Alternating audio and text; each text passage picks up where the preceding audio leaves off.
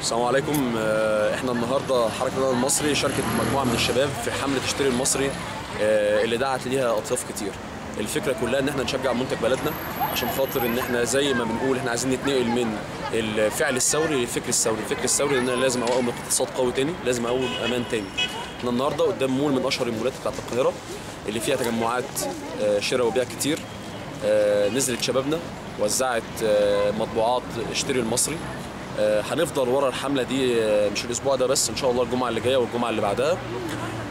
كل هدفنا حاجه واحده، نشارك ولو بجزء بسيط جدا، ولو 1 على مليون من دعم الاقتصاد المصري او حث الناس ان هي تشتري المصري. ربنا معانا، عبر عن حبك، شجع منتج بلدك. شكرا جزيلا. اشتري المصري.